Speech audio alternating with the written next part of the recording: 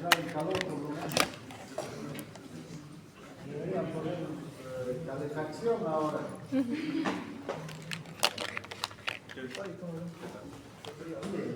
vamos a ver un nuevo tema, es la regulación nerviosa de la circulación y el control rápido de la presión arterial. Hemos visto que el control del flujo sanguíneo es básicamente un control local, ¿no? Es decir, es el propio tejido el que va a definir si llega más o menos flujo. ¿Y cómo lo hace?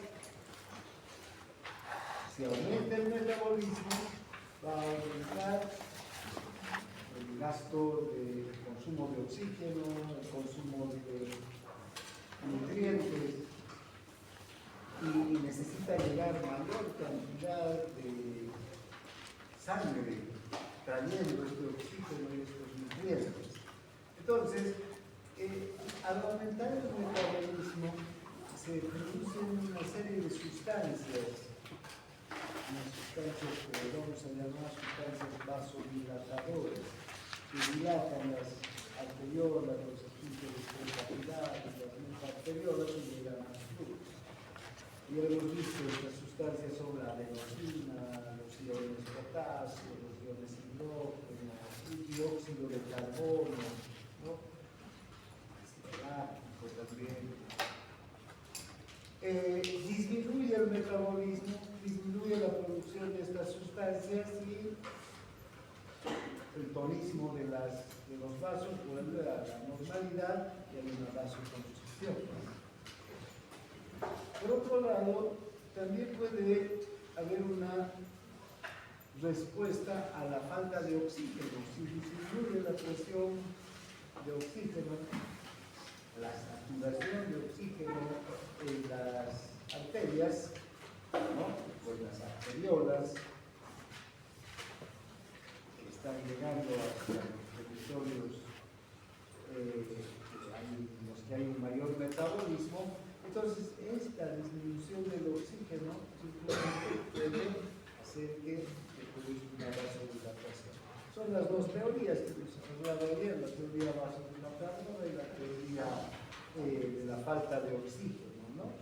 Que van a regular el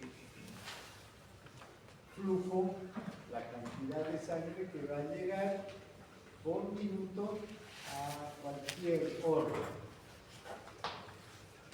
Ese es el control local, es un control rápido del flujo sanguíneo. ¿Sí?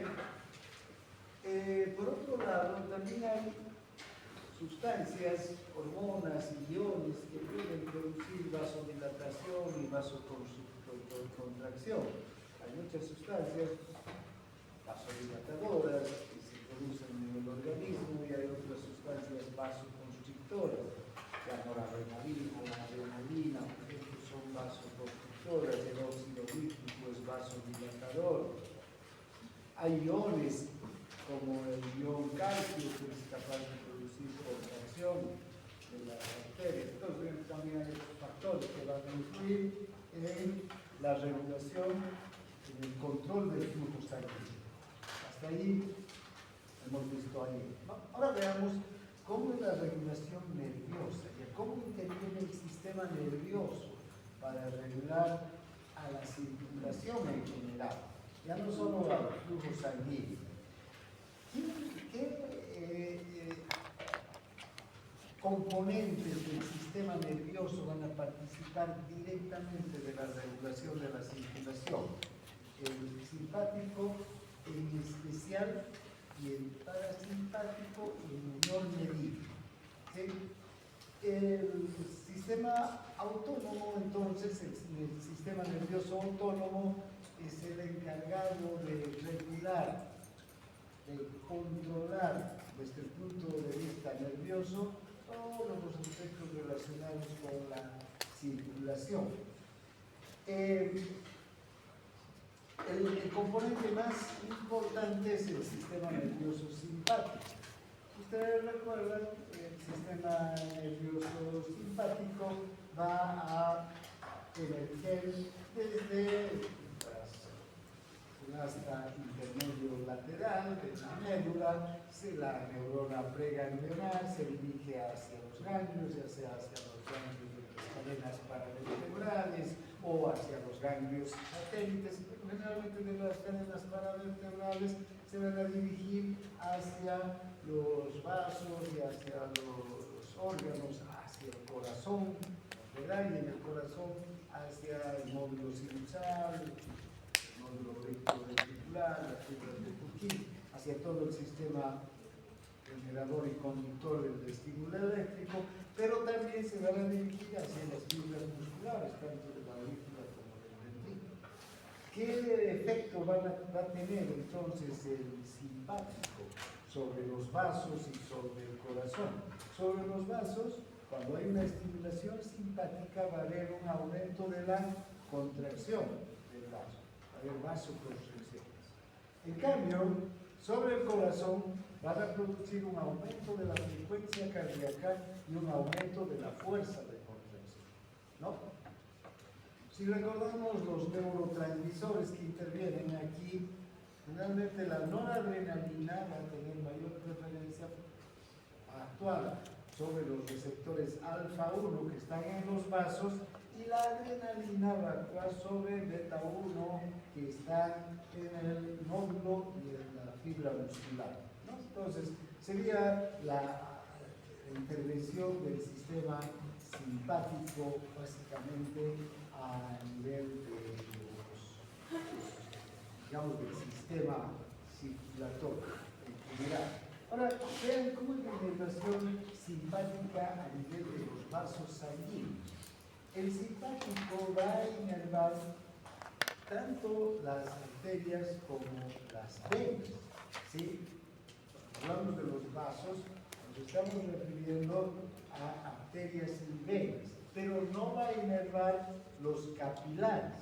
¿Por qué? Porque el simpático lo que hace es inervar la capa de músculo liso. Estimula, excita al músculo liso para que se contraiga o inhibe al músculo liso para que se dilate. Eso es lo que hace el simpático. Entonces, los capilares no tienen capa muscular, entonces el simpático no actúa sobre los capilares, actúa sobre los vasos que tienen capa muscular, las arteriolas, las arterias, las vénulas y las venas. ¿Está claro? Ahora, en las pequeñas arteriolas la estimulación simpática es potente. ¿Por qué? Porque recuerden, las pequeñas arteriolas son muy musculares, ¿no? Tienen una capa muscular muy desarrollada y tienen menos capa elástica que las arterias, son menos rígidas. Entonces las arteriolas son capaces de relajarse o de contraerse con mucha facilidad. En cambio las arterias, pues las capas elásticas que tienen, se relajan o se contraen, pero con ciertas limitaciones. ¿Para qué están hechas las arterias? Para resistir grandes cambios de presión, ¿verdad? Estas capas elásticas que tienen. Entonces, las arteriolas en especial van a estar muy inervadas. La estimulación en las arteriolas va a producir una contracción que puede disminuir el flujo sanguíneo enormemente. En cambio, la inhibición simpática en las arteriolas va a producir una dilatación que puede aumentar enormemente el flujo sanguíneo. En las venas, también la estimulación simpática va a disminuir su volumen. ¿Qué va a hacer en las venas? Fíjense, una cosa interesante. En las arteriolas, cuando se contraen, las arteriolas aumentan la resistencia al flujo, ¿no? En las venas no ocurre eso. Cuando las venas se contraen, tienen otra función. Cuando las venas se contraen, lo que están haciendo es enviar sangre hacia el corazón para aumentar el gasto cardíaco. Porque las venas, ¿qué son? Reservorios. Entonces las venas están, digamos, en una un grado de distensión mucho mayor, ¿no es verdad?, que las arterias, porque contienen una sangre adicional, que cuando se contraen las venas, ¿qué hacen? Impulsan esa sangre hacia el corazón, empuja la sangre hacia el corazón para que el corazón disponga de mayor cantidad de sangre para el volumen sistólico y para el gasto cardíaco. Aumenta la capacidad del corazón de bombear sangre. Entonces, las venas, cuando se contraen o se dilatan, regulan la función de bomba del corazón. Llega mayor o menor cantidad de sangre al corazón. Aumenta o disminuye ¿qué? El volumen diastólico, el retorno venoso puede aumentar o disminuir cuando las venas se contraen. Entonces, son funciones del simpático diferentes en las arteriolas y en las venas. Sobre el corazón ya sabemos que van a producir entonces un aumento de la frecuencia cardíaca y un aumento de la fuerza de contracción. Por las dos vías puede aumentar o disminuir también el gasto cardíaco, el volumen sanguíneo, el flujo. Si aumenta la frecuencia cardíaca y aumenta la fuerza de contracción, puede aumentar el volumen sistólico, puede aumentar el volumen minuto, el gasto cardíaco en general. Si disminuye la frecuencia cardíaca, si disminuye la fuerza de contracción del corazón, puede disminuir a su vez el gasto cardíaco, ¿no es verdad? Entonces hay que tomar en cuenta eso. Ahora, el sistema parasimpático tiene una acción muy limitada en el sistema cardiocirculatorio. De hecho, el parasimpático, si ustedes recuerdan, simplemente cuando sale el nervio vago desde el tronco del encéfalo, desde el bulbo raquídeo, y se dirige hacia el corazón, la neurona preganglional va a llegar hasta inmediaciones del corazón, ahí la neurona postganglional va a estar ubicada ¿dónde? Alrededor de la aurícula y nada más. O sea, ni siquiera de toda la aurícula, de la aurícula derecha. ¿Qué es lo que va a inervar en la aurícula derecha el vago? Los nódulos, tanto el nódulo sinusal y el nódulo auriculoventricular. Entonces, ahora, ¿cuál es la función aquí de la acetilcolina sobre el receptor muscarínico M2? Es la de inhibir, ¿sí? Nada más, no estimula ningún otro, ni al nódulo ni a la fibra muscular cardíaca. Inhibe ¿a quién? Al nódulo. No tiene ninguna acción sobre la fibra muscular. Entonces, ¿cuál es la función? Va a disminuir la frecuencia cardíaca. Al inhibir al nódulo sinusal, lo que hace es disminuir la frecuencia cardíaca. Puede, por esta vía indirecta de disminuir la frecuencia cardíaca, también disminuir la contractilidad, pero sería una acción indirecta, no es una acción directa del parasimpático, porque el parasimpático no inerva el músculo cardíaco. Recuerden, solo inerva el nódulo sinusal y el nódulo auriculoventricular.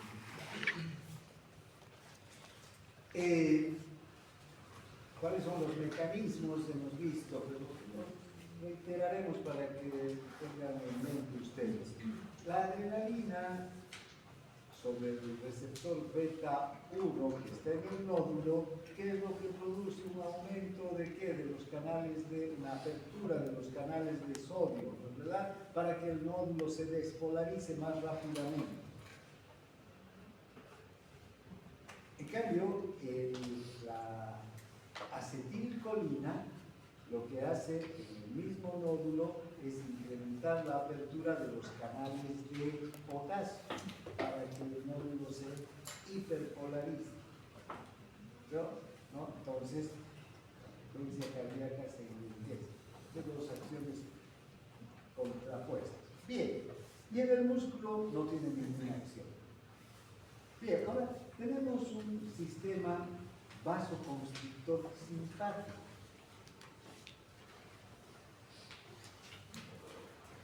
El simpático transporta entonces, los nervios simpáticos tienen una gran cantidad de fibras vasoconstrictoras.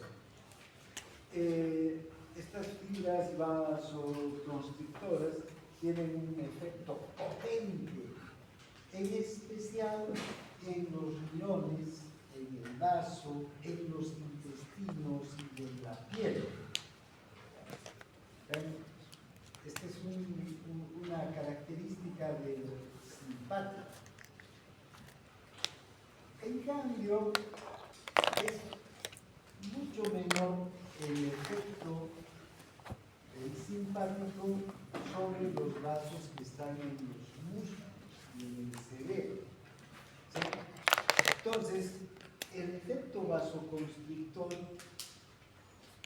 va a ser potente, por ejemplo, en los vasos de la piel. Va a ser potente en el vaso, en el órgano, en el vaso, que se va a contraer y va a enviar sangre hacia la circulación. Va a ser potente en los intestinos, ahí todos los vasos de las arterias, arteriolas, venas del intestino se van a contraer y van a enviar sangre hacia la circulación. Y en los riñones, en el hígado también, en todas las vísceras en general. Pero ese efecto va a ser pobre en los músculos y va a ser pobre en el cerebro también.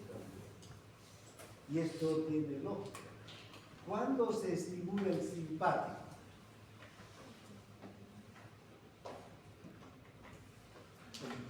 Situaciones de alerta, De alerta. ¿Cuándo más? de peligro. Actividad física.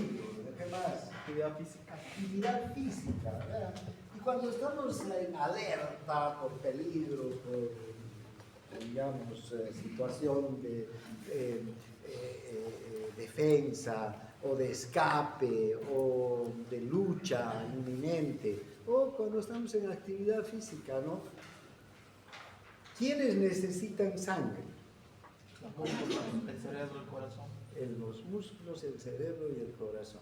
Pero el simpático, si se activa, que produce vasoconstricción. Y si produce vasoconstricción, va a llegar poca sangre ¿a quién?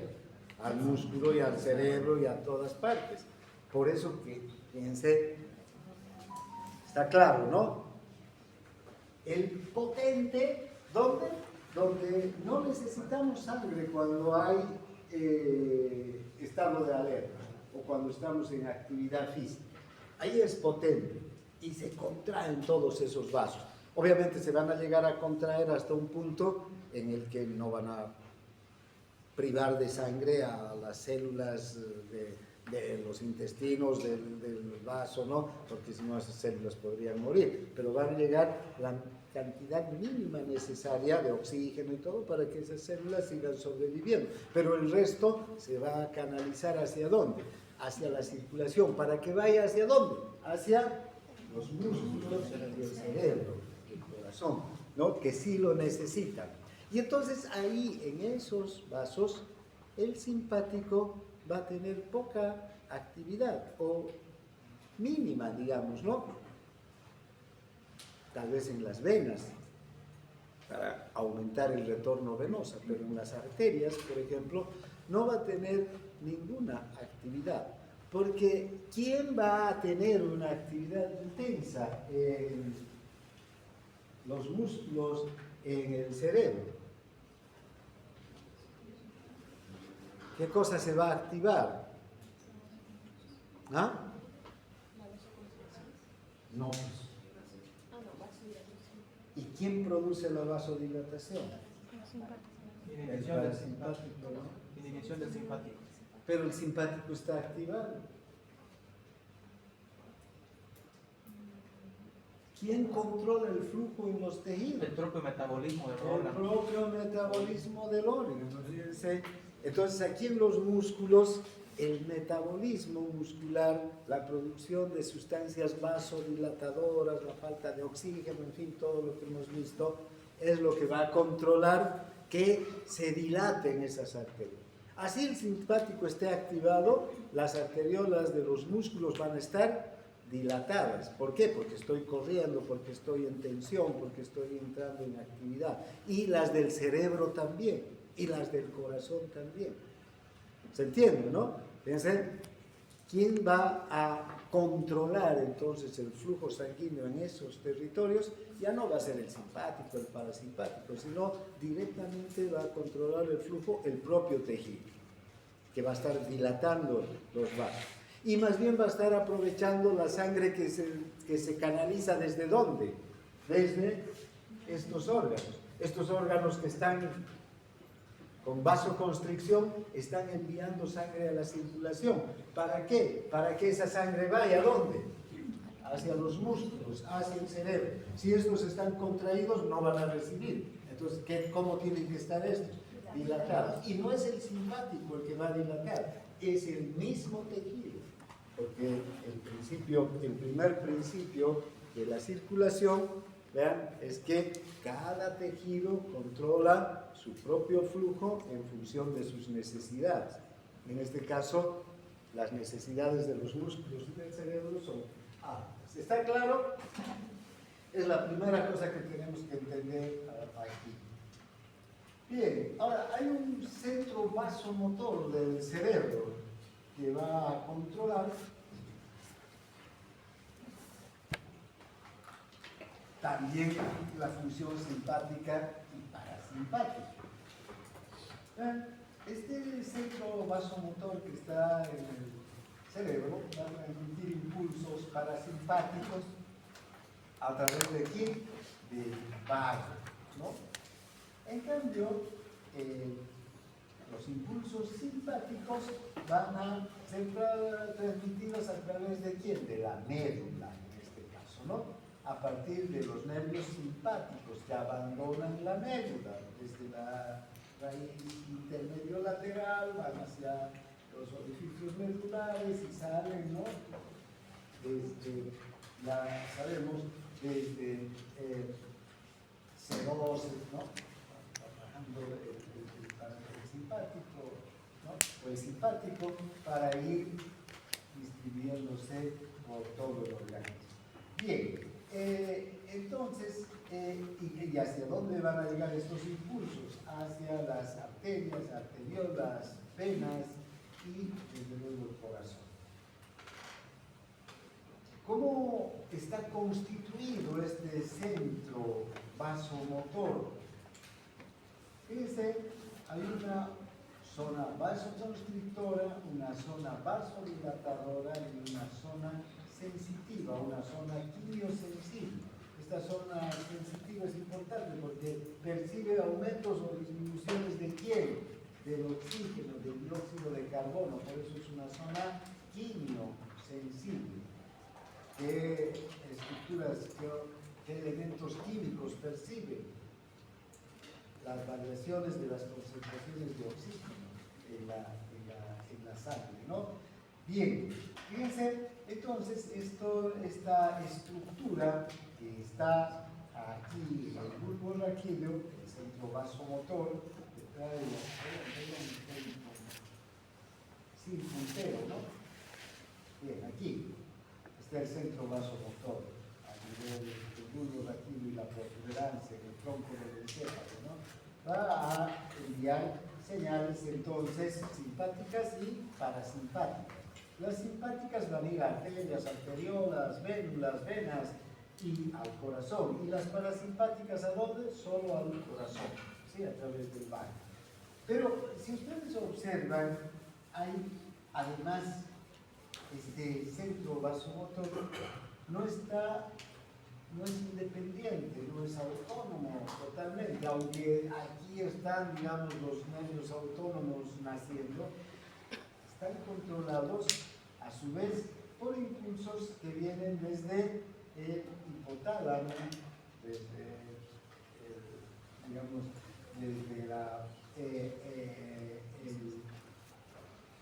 la corteza cerebral, desde el área motora, ¿no?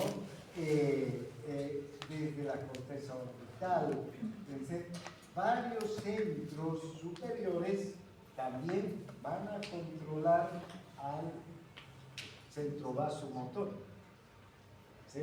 Para que este centro vasomotor se active.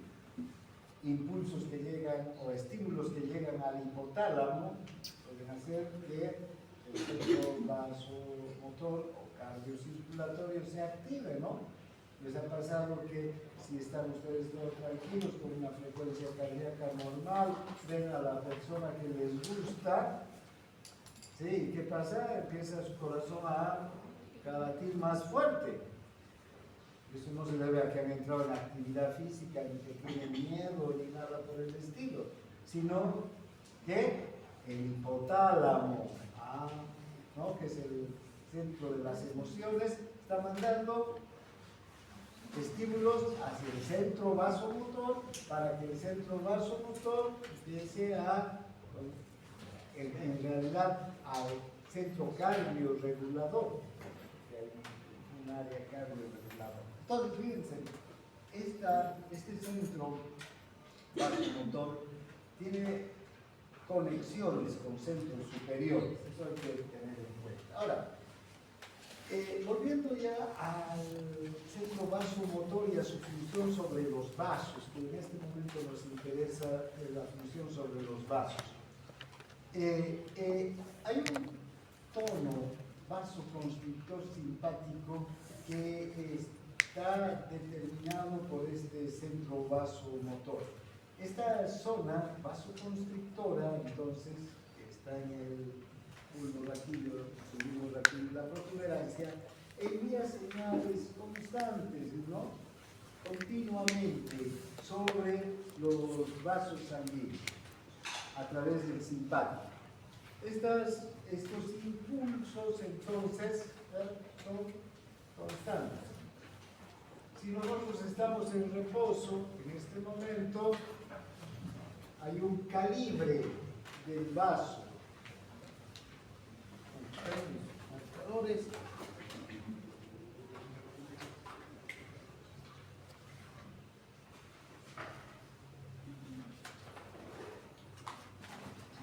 Veamos. Aquí, este es el tono, ¿no? Que se está transmitiendo continuamente. Ese tono mantiene un calibre, ¿sí? Un radio, un diámetro del vaso que permite que el flujo sanguíneo esté llegando a un territorio para satisfacer las necesidades de ese territorio en particular. ¿Qué pasa si hay una estimulación simpática? ¿Sí? ¿Qué va a ocurrir? Vean, de este tono, ¿no? Puede ocurrir que va a aumentar, a producirse una vasoconstricción, ¿sí? A aumentar el tono y se va a producir una vasoconstricción. O de este tono puede ocurrir una vasodilatación, va a disminuir el tono, ¿no? Entonces, cuando se inhibe el simpático, se produce una vasodilatación. Y cuando se estimula el simpático, se excita el simpático, va a producir una vasoconstricción. ¿A partir de qué? De un tono, ¿sí? Todos los músculos tienen un tono, los músculos esqueléticos tienen un tono, ahorita todos nuestros músculos tienen un estado de contracción, ¿no es verdad? Pero que no están contraídos ni están generando una tensión que pueda acortar las fibras, ¿sí? Y a partir de ese tono se puede relajar o contraer un músculo, ¿verdad? Entonces, estas descargas, ¿ven? Este tono mantiene, envía continuamente descargas lentas, ¿no? Y continuas hacia las fibras que están en los vasos. Mantienen un estado de contracción de los vasos. Este estado de contracción puede variar, ¿no es verdad? Contraerse más o relajarse más. Ese estado de contracción, digamos, normal de los vasos lo vamos a conocer como tono vasomotor. Si hay una inhibición simpática, puede aumentar el tono, o excitación simpática, perdón, por ejemplo, una inhibición simpática. Aquí está el tono del vaso. ¿Sí? Si hay una inyección de anestesia, ¿sí?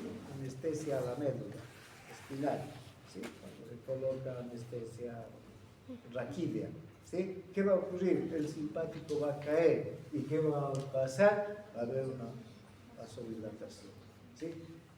Si coloco una inyección de norepinefrina, en cambio, una inyección de noradrenalina, si quieren ustedes, ¿qué va a ocurrir? La noradrenalina actúa sobre los receptores alfa y los va a contraer, entonces va a aumentar el tono, ¿no? Entonces, estos son, digamos, estudios experimentales, pero esto es lo que ocurre normalmente cuando hay una inhibición o una excitación simpática. Cuando hay una inhibición simpática hay una dilatación, y cuando hay una excitación hay una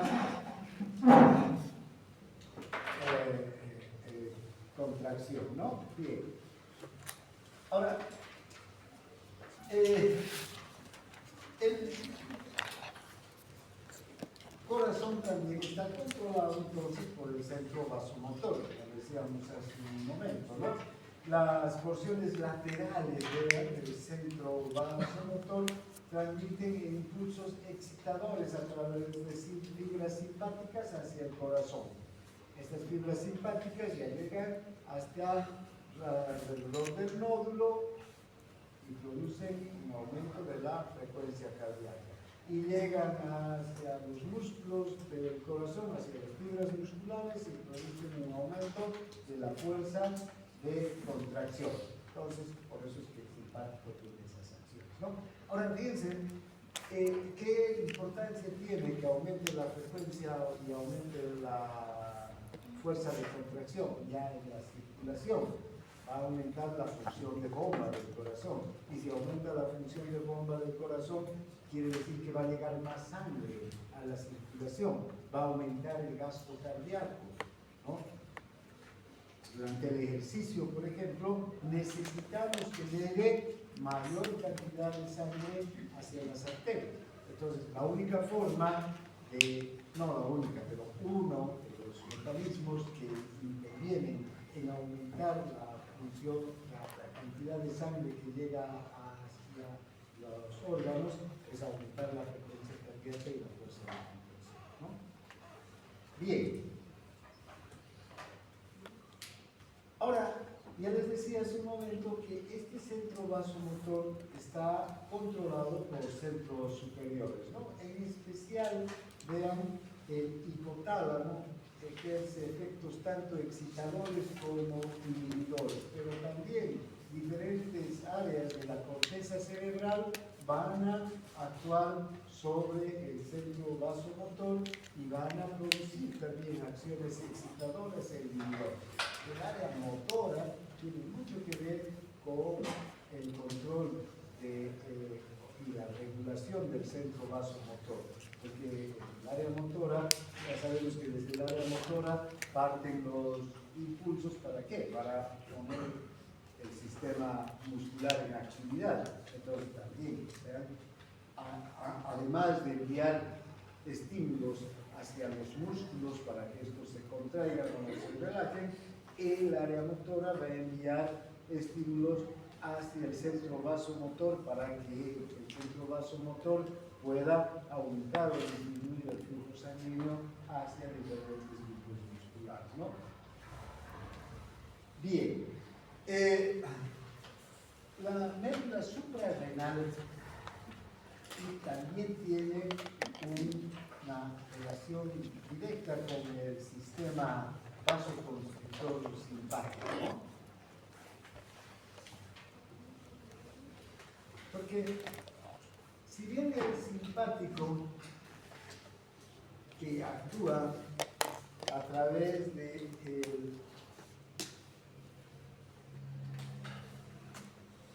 los nervios simpáticos que salen de la médula, estos nervios simpáticos que salen de la médula generalmente se van a dirigir hacia las arterias, ¿no? Y van a tener estímulos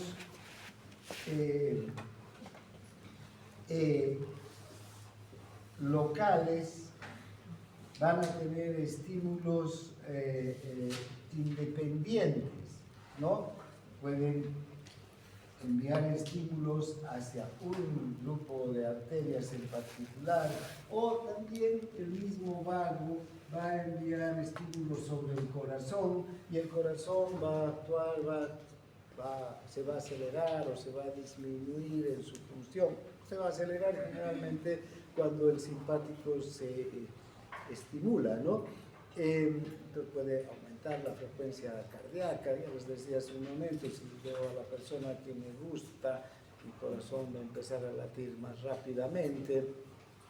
Eso no tiene nada que ver con que mis arterias se contraigan o se relajen, ¿no es verdad? Solamente el corazón. Fíjense, es un estímulo puntual, no es un estímulo masivo.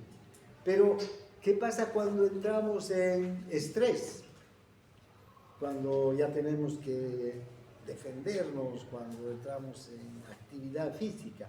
Aquí viene una descarga masiva. Recuerdan, el simpático tiene esa particularidad. Puede tener descargas puntuales sobre un órgano en particular. En este caso el corazón o un grupo de arterias o de venas. Pero cuando entramos en el estrés hay una descarga masiva. Y esa descarga masiva en manos de quién generalmente está, de la médula suprarrenal. Aquí ya entra en acción, ya hemos llegado a la médula. No, la médula suprarrenal tiene la capacidad de secretar adrenalina y noradrenalina, no ya sobre un solo órgano, sino hacia dónde envía su producción la médula suprarrenal, hacia la sangre, ¿no es verdad? Y la sangre se encarga de llevar la adrenalina y la noradrenalina por todo el organismo. Entonces todos los receptores adrenérgicos y noradrenérgicos, los receptores adrenérgicos están estimulados. Vean, entonces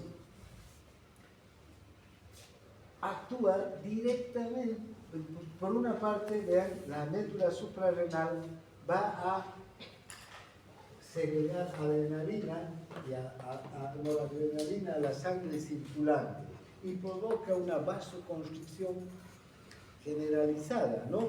Y además, en algunos tejidos, la adrenalina va a generar vasodilatación. ¿Dónde va a generar vasodilatación la adrenalina?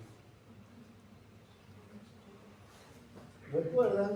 Hay unos receptores beta 2. ¿Dónde están esos receptores beta 2? Corazón. En el corazón, ¿dónde más?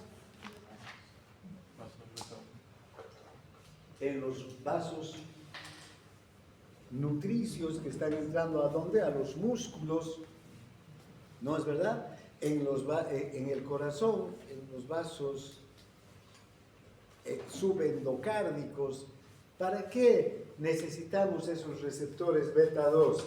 Para que cuando el corazón está contraído o el músculo está contraído y se colapsa el vaso, cuando se relaja el músculo, cuando estoy corriendo y se relaja el músculo,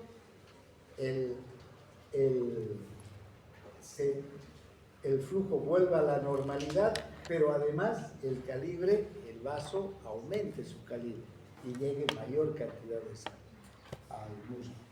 Lo mismo en el corazón, durante la sístole está contraído, entonces lo colapsa el vaso, no entra sangre por la fuerza de contracción del músculo, pero durante la diástole se relaja y entonces estos receptores ayudan a que la dilatación del vaso sea incluso mayor para que pueda entrar. Fíjense cómo esta estimulación simpática producida por la noradrenalina y la adrenalina de la médula suprarrenal es generalizada por todo el organismo. Además también llega al corazón, ¿no? Y produce ¿qué cosa? Aumento de la frecuencia cardíaca, aumento de la fuerza de contracción.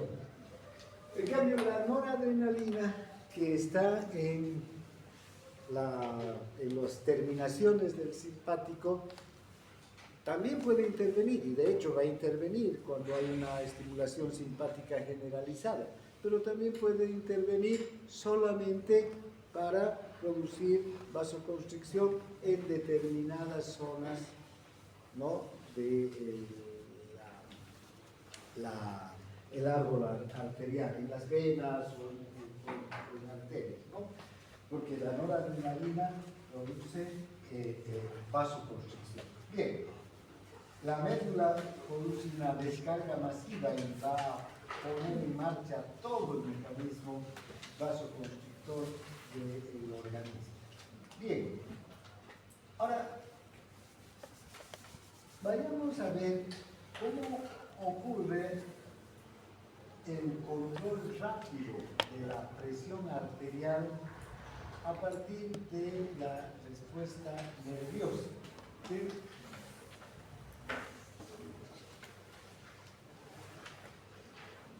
Tal vez una de las funciones más importantes del sistema nervioso autónomo es controlar la presión arterial de una manera rápida. Bueno, vuelvo a reiterarles, en el control del flujo sanguíneo, el simpático, el parasimpático no tienen mucha importancia, ¿no? Sí, desde luego, pero quien determina el control rápido del flujo sanguíneo es el propio tejido, ¿no? Aquí, en cambio, en la presión arterial, el control de la presión arterial es independiente de los tejidos y también del propio corazón, ¿sí?, del gasto cardíaco, digamos. Es otro de los principios de la circulación. El tercer principio de la circulación dice que el control de la presión arterial es independiente del gasto cardíaco y del flujo sanguíneo. ¿No es verdad?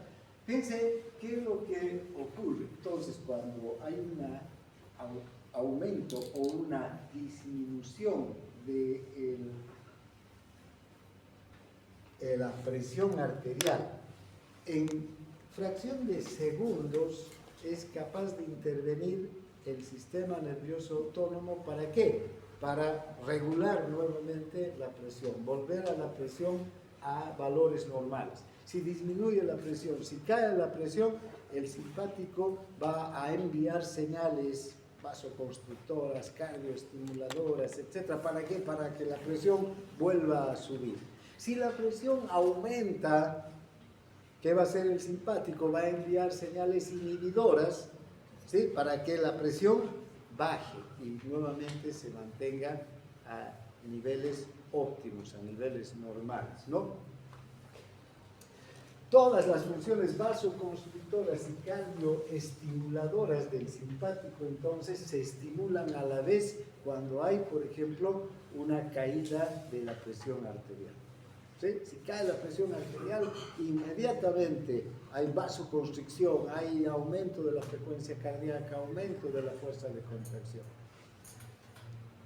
También va a haber una inhibición recíproca de todas las señales vagales, es decir, que no haya inhibición parasimpática hacia el corazón, fundamentalmente, que es donde inerva el vago, ¿no? Cambios que aumentan la presión arterial, ¿verdad? Cuando todas las arteriolas de la circulación sistémica se contraen, ¿qué hace? Aumentan la resistencia periférica total, ¿verdad? Si aumenta la resistencia, ¿qué sucede con la presión arterial? Aumenta, porque nos iremos otra vez a la fórmula. Presión es igual a flujo por resistencia. Si aumenta la resistencia, porque todas las arteriolas se contraen, va a aumentar la presión. Las venas se contraen con fuerza, con una respuesta simpática, ¿no? ¿Ya? Desplazan la sangre al corazón y aumenta el volumen de sangre en el corazón. El sistema autónomo estimula directamente al propio corazón, lo que aumenta también la potencia de la bomba. ¿Qué quiere decir esto? Que va a aumentar, si aumenta el volumen de sangre que está llegando al corazón y el corazón también aumenta su capacidad de bombear. ¿Qué está aumentando? El gasto cardíaco, la cantidad de sangre que va hacia ¿dónde? Hacia la circulación. Entonces, ¿qué está aumentando? El flujo, ¿o no? Fíjense cómo una respuesta simpática es capaz de aumentar la resistencia y aumentar el flujo. Si aumentan las dos variables, la presión va a aumentar necesariamente, ¿sí? Entonces, cuando cae la presión arterial, la presión está en 120-80 y por alguna situación baja a 90-50, ¿no? ¿Qué va a pasar? Va a disminuir el gasto cardíaco, va a disminuir la perfusión hacia los tejidos, incluso podemos desmayarnos, perder el equilibrio, caernos, ¿no? Por esa bajada de la presión arterial. En segundos, entonces, 2-3 segundos, el simpático va a responder ante esa caída de la presión arterial. ¿Vean? Si este control nervioso es muy rápido, comienza en segundos después de que la presión arterial ha caído. ¿Y cómo es que el centro vasomotor se entera de que la presión arterial ha caído? Porque tenemos los vasoreceptores. Aquí entran en juego estos receptores sensitivos que perciben las variaciones de la presión arterial. ¿Y dónde están los vasoreceptores? En la aorta, en el callado y en las carótidas, ¿no?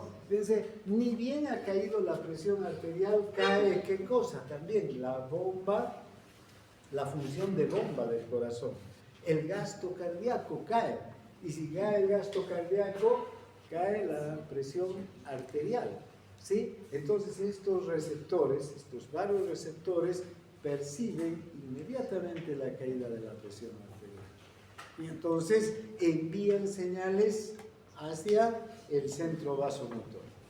Y el centro vasomotor responde ¿con qué? Con aumento de la resistencia, provocando vasoconstricción generalizada, provocando aumento de la contracción venosa para que vuelva más sangre al corazón, llega más sangre al corazón y el corazón además está estimulado para que empiece a latir con más fuerza y con mayor velocidad.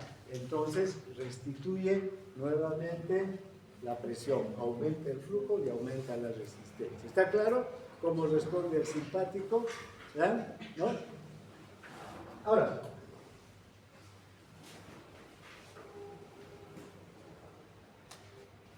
fíjense, una estimulación simpática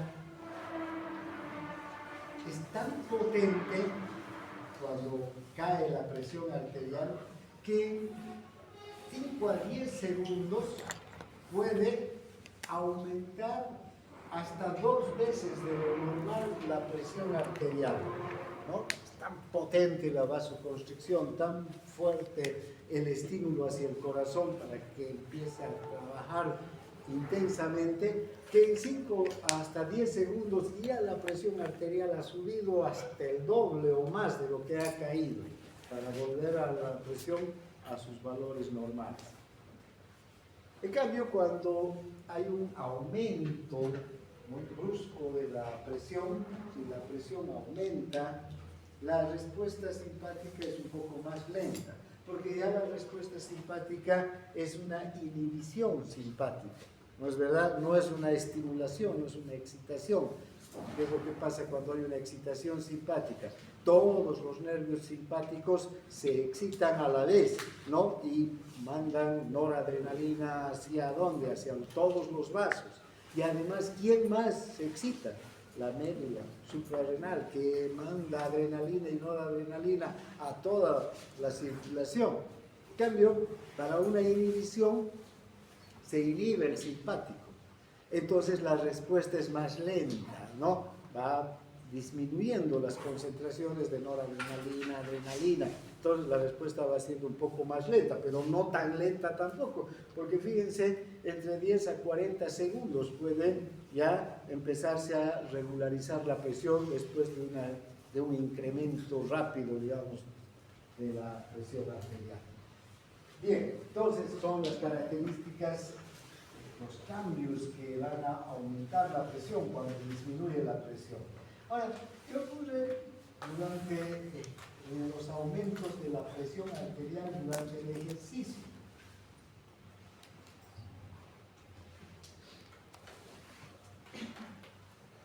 Hay que aclarar que estos cambios que estamos viendo aquí ocurren cuando cae la presión arterial, por algún motivo. Disminuye y la persona está en riesgo. ¿Por qué? Porque ha disminuido el gasto cardíaco. Y entonces llega poca sangre a los tejidos, poco oxígeno a los tejidos, el cerebro en especial está en riesgo, ¿no? Las células nerviosas. Pues inmediatamente la respuesta simpática es importante, que suba la presión, ¿sí? Para que se regularice. Pero ¿qué ocurre durante el ejercicio? ¿Dónde estoy? Aquí. ¿Sí? Aquí no hace falta que el simpático me salve la vida, ¿no? Y haya esa vasoconstricción generalizada de todas. Ojo, en la anterior respuesta, todas las arterias y arteriolas se contraen. Aquí en el ejercicio ya no ocurre lo mismo. ¿Por qué? Porque voy a empezar a entrar en actividad física y los músculos van a controlar, ¿qué cosa? Su propio flujo. Tiene que llegar más flujo hacia los músculos. Pero esos músculos necesitan, ¿qué? Mayor cantidad de sangre que llegue hacia sus territorios. Evidentemente se van a vasodilatar, pero si todos los vasos estuvieran dilatados, no llegaría la misma cantidad de sangre hacia los músculos. Si el corazón está funcionando normalmente a unos 70 latidos por minuto y con un volumen sistólico de 70 ml, va a llegar una cantidad de sangre pobre, digamos, a los músculos, porque igual va a seguir llegando sangre hacia el resto de los territorios y no ha aumentado la función de bomba del corazón. Entonces, cuando entramos en ejercicio, vean, hay dos cosas que se van a dar. Uno, que los músculos van a empezar a... Si este es el músculo, ¿no? Van a liberar, ¿qué cosa? Sustancias vasodilatadoras, que van a dilatar las arteriolas que van hacia los músculos. Y aquí va a aumentar el flujo sanguíneo. ¿No es verdad? Va a aumentar. Ahora, necesitamos sangre extra que llegue hacia estas arteriolas para que aumente evidentemente el flujo sanguíneo para los músculos.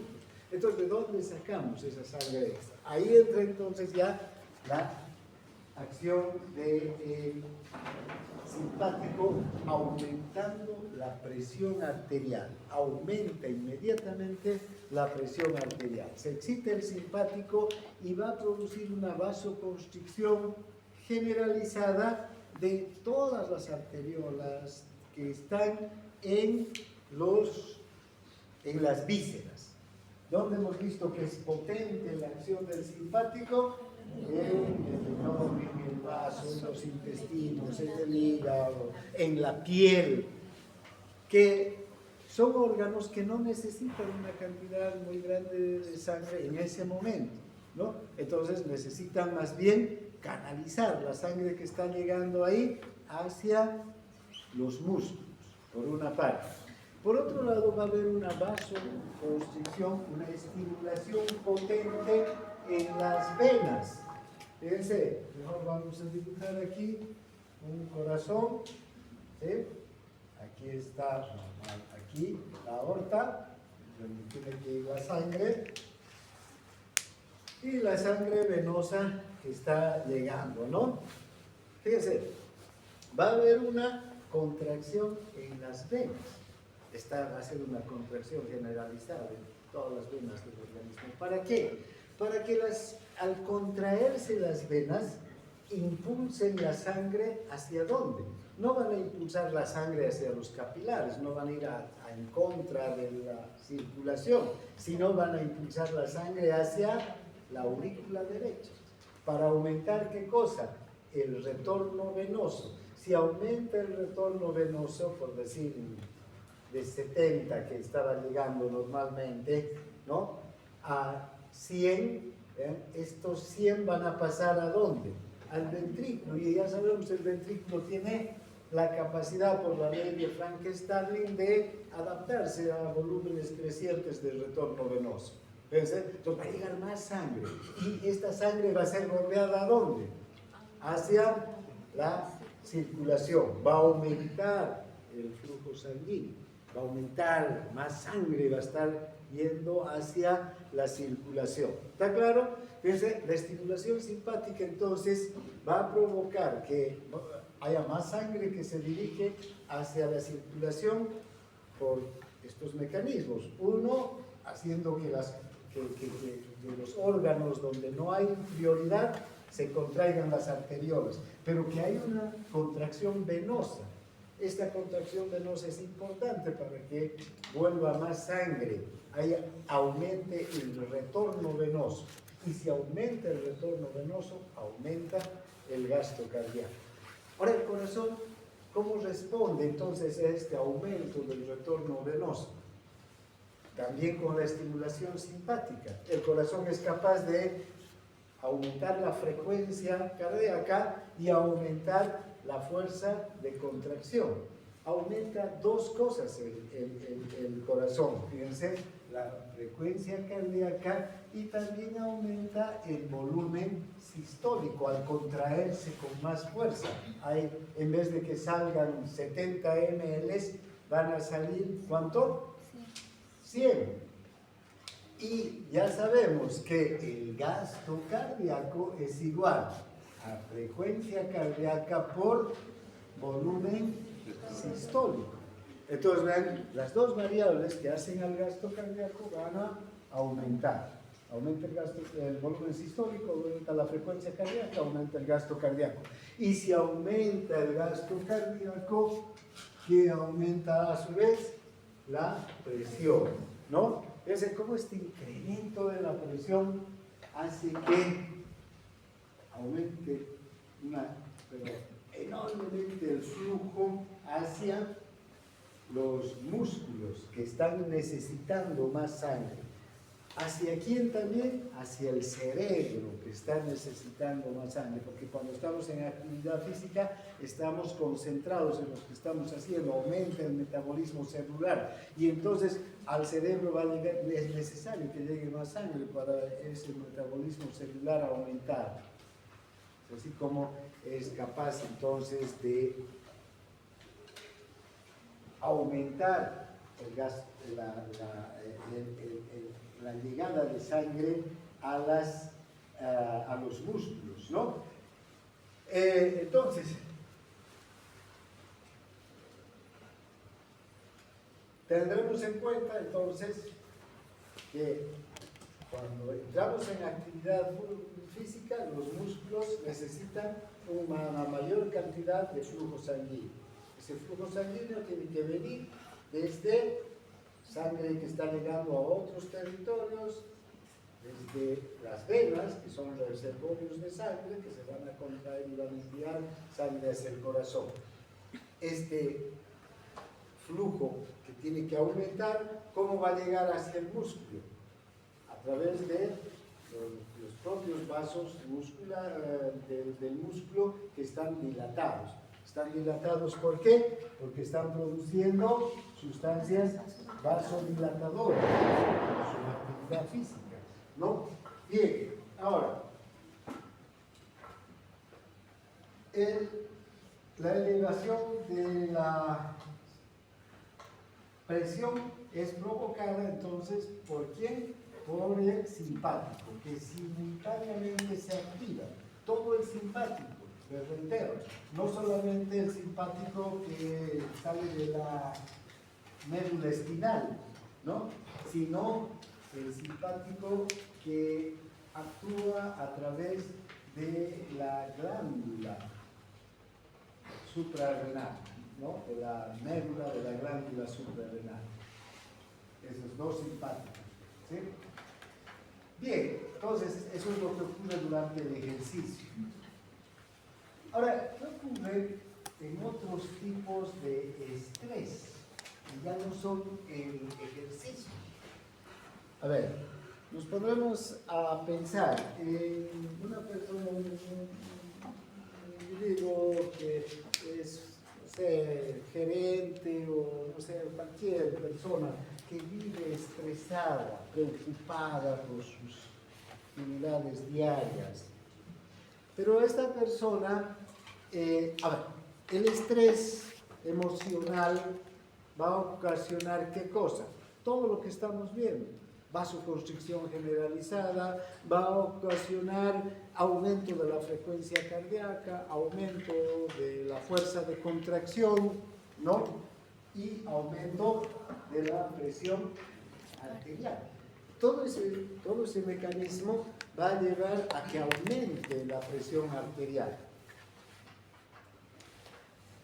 En el caso del ejercicio, aumenta la presión arterial, ¿para qué? Para que esta sangre extra que está llegando vaya ¿a dónde? A los músculos. Entonces no hay problema. En el caso del estrés emocional, esta sangre ¿hacia dónde está yendo? Hacia todos los órganos, pero a ninguno en particular, porque ninguno ha aumentado su demanda, ¿no? Entonces, ¿qué está ocasionando? Un aumento sostenido de la presión arterial, ¿o no? Durante el ejercicio aumenta la presión arterial. Si subimos de aquí corriendo arriba va a aumentar. ¿Para qué? Para que llegue más sangre a los músculos. Pero termina el ejercicio y la presión otra vez vuelve a la normalidad. En la persona que está estresada aumenta la presión arterial, pero sigue estresada todo el día y la presión se va a mantener alta todo el día, ¿o no? Porque no hay hacia dónde se canalice ese aumento de la presión arterial, aumento del flujo sanguíneo, si quieren ustedes. Entonces, eso es lo que va a ocurrir y se va a desencadenar un problema de hipertensión arterial. Todavía no sigan esa diapositiva, sigamos con lo que les estoy explicando sobre el estrés, en las situaciones de estrés, cómo no se canaliza. Ahora, ¿qué será bueno para, qué le recomendarían, por ejemplo, una persona que anda estresada, un individuo que ha subido la presión arterial y está estresado todo el día por sus preocupaciones, su trabajo, sus finanzas, sus problemas familiares, qué sé yo, muchos motivos de estrés? ¿Qué le recomendaría? Salir a caminar o hacer cualquier actividad para aumentar la Hacer un ejercicio, perfecto. Fíjense cómo el ejercicio puede ayudar a estas personas a disminuir ese estado de estrés y de aumento de la presión. Eso es lo que hacia algún lado va a canalizar este aumento de la presión, la sangre. ¿Hacia dónde? Hacia los músculos. Entonces, si esta persona podría hacer ejercicio 2 o 3 veces al día, que en la mañana se levante, digamos, vaya al gimnasio, en la noche salga a caminar antes de volver a su casa o a andar en bicicleta, le va a ayudar muchísimo, ¿no es verdad? Porque no va a haber, es como si dentro de las arterias habría una permanente tensión. ¿En qué puede desembocar esta tensión?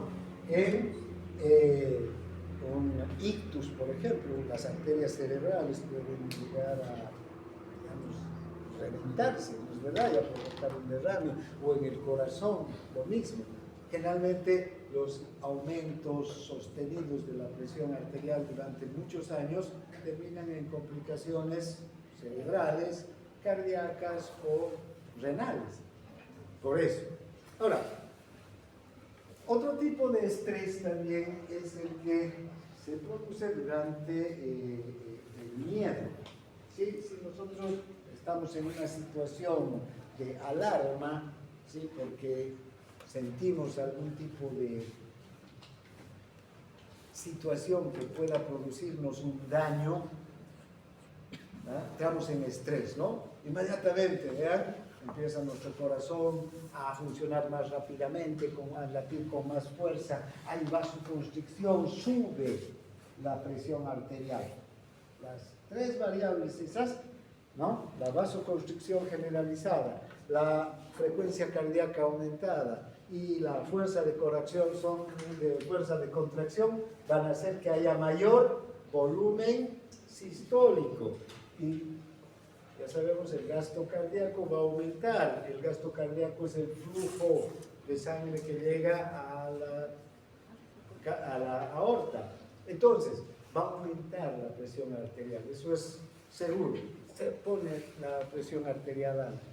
Entonces, durante el miedo, durante situaciones de estrés, cualquiera sea este miedo, real o imaginario, ¿no? Va a aumentar la presión arterial. ¿Para qué aumenta la presión arterial? Para ponernos en situación de alarma y en condición de defensa. Entonces, si yo percibo un daño, ¿qué voy a hacer? Tengo dos alternativas, ¿no? Una, escapar. Entonces, para eso necesito mayor cantidad de sangre, ¿no?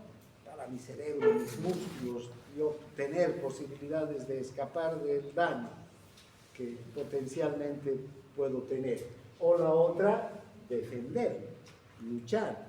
Y para luchar, ¿qué necesito? También que haya mayor cantidad de sangre en mis músculos, en mi cerebro, ¿no? Para poder defender. Entonces,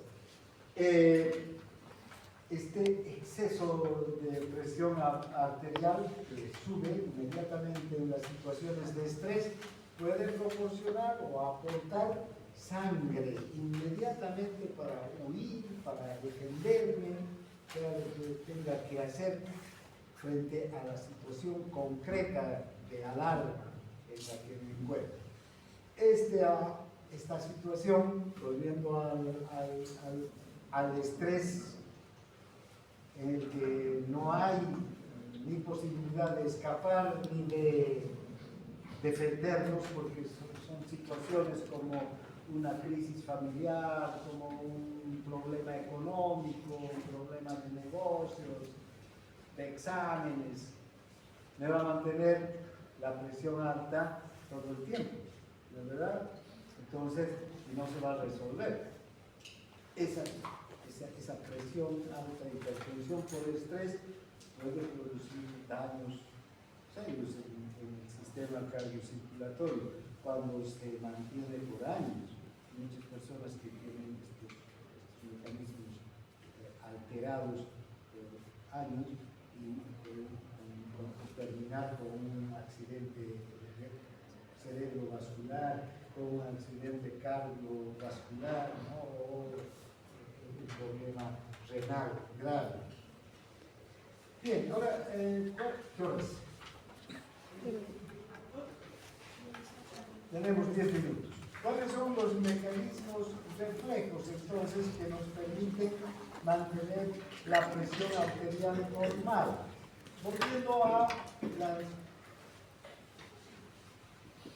normalidad, a la fisiología, digamos, ¿no? ¿Cómo mantenemos nuestra presión arterial todo el tiempo nosotros, ¿no? Fíjense, la presión puede variar, ¿no? Si es 100 milímetros de mercurio, la presión arterial media, ¿sí? Esta presión puede variar durante el día. ¿O no? O tenemos la presión así como una línea recta. No, porque la vida cotidiana nos lleva a diferentes situaciones, ¿no? En los que aumenta y disminuye, aumenta y disminuye, aumenta y disminuye la presión. Pero no son, vean, cambios bruscos. Entonces, si esta es la presión media 100, podrá subir hasta 110 o bajar hasta 90 o no, 105, 95, ¿no? Un rango que ni percibimos. Pero tenemos una serie de mecanismos que permiten que la presión fluctúe en rangos muy pequeños. Si no tuviéramos esos mecanismos, la presión podría subir hasta 160 y bajar hasta 40, por decir. Si estoy pasando por al lado de una casa y un perro me ladra, vean, seguro que voy a entrar en estado de alerta, ¿no? Y podría subir mi presión, seguro que va a subir mi presión. Pero ¿hasta cuándo va a subir la presión? Hasta 105, y luego inmediatamente los mecanismos van a hacer que la presión baje, ¿sí? Si me relajo y me siento y me quedo medio dormido, podría la presión bajar hasta 40, pero no va a ocurrir, porque mis mecanismos de control van a hacer que inmediatamente la presión se mantenga en límites de normalidad, ¿verdad? Entonces, todos los estímulos y las situaciones que vivimos en la cotidianidad, si no tuviéramos estos mecanismos de control fisiológicos, harían que la presión suba y baje así en rangos demasiado grandes, ¿no? Lo que ocurre, por ejemplo, si a un animal le cortamos la comunicación entre los vasoreceptores y el bulbo raquídeo, ¿sí? Si estos vasoreceptores pierden su comunicación entre la aorta, la carótida y el bulbo, ya no van a haber señales de diferencias de la presión arterial. Entonces no va a haber respuesta simpática a estos cambios. Entonces es necesario tener estos mecanismos para mantener la presión arterial dentro de valores normales. Primero tenemos el verteo de los vasoreceptores, ¿sí? ¿Qué hora es? Ya es todo, tenemos todo.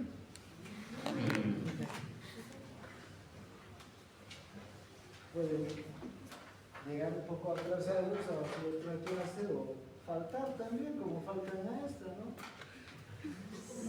Si les interesa el tema, ¿no? Fíjense, los vasoreceptores son receptores de presión. Estos vasoreceptores están ubicados en el callado de la aorta y en la bifurcación de la carótida. Ahora, si ustedes observan, estos dos lugares son estratégicos desde el punto de vista del control de la presión, precisamente. ¿Por qué? Porque la presión arterial donde se va a sentir, o sea, los efectos de la aumento o disminución de la presión arterial donde se van a sentir con mayor rapidez y con mayor intensidad al salir del corazón, porque el corazón es el que genera la presión, no se olviden.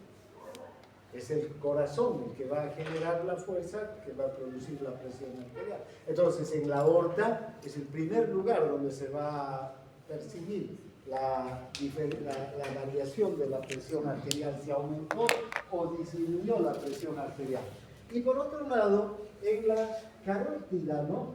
Y la bifurcación entre carótida interna y carótida externa. Y aquí este es un lugar muy sensible. ¿Por qué? Porque hacia dónde está subiendo esta sangre, hacia el cerebro.